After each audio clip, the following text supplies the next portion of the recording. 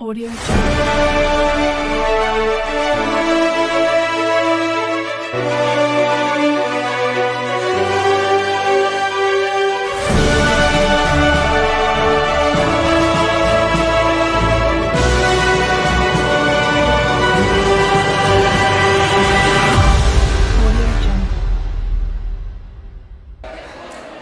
ولسه متواصلين اعزائي المشاهدين من قلب الحدث وقاعه التعليم المدني بالجزيره، وفعاليه جديده من فعاليات الموسم الاول من مهرجان القاهره اليوم بالتعاون مع مهرجان الابتكار والتميز الدولي.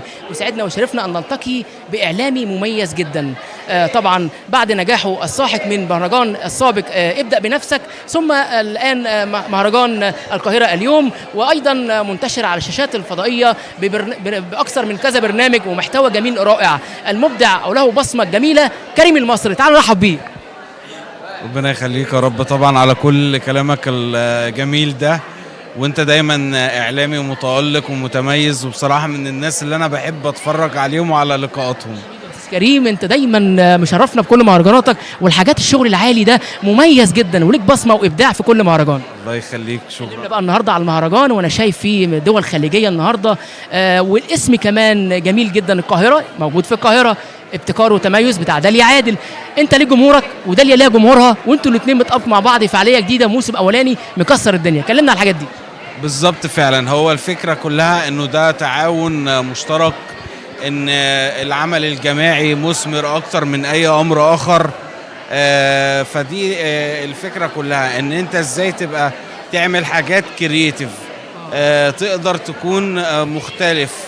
ممكن يكون حد عمل نفس الفكره او فكره قريبه منك، ولكن انت قدرت تبدع فيها وتختلف وتتميز، وده طبعا دايما اللي احنا بنبحث عنه اللي هو التميز.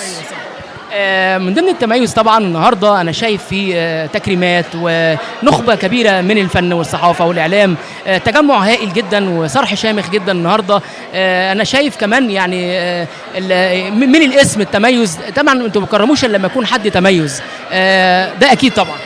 اكيد طبعا احنا بندور على الناس المتميزه، سواء كانت ظاهره للعامه او لا. اذا ما كانتش ظاهره للعامه فدورنا ان احنا نظهرها ونسلط الضوء عليها، وان ما كانتش يعني كانت ظاهره بس مش واخده حقها، تستحق طبعا الدعم اللازم علشان يقدر ياخد مساحه اكبر ويتحرك في مشروعه او في مجاله او في ايا كان هو بيعمل ايه.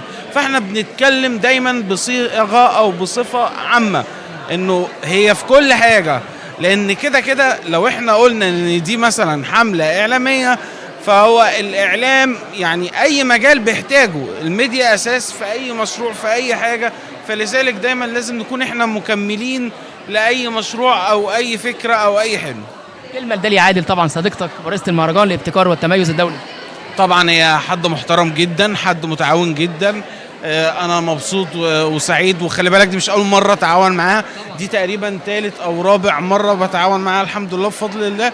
لا وطبعا انا بنصح كل الناس انه اللي عاوز حد يشتغل معاه يجيب داليا عادل.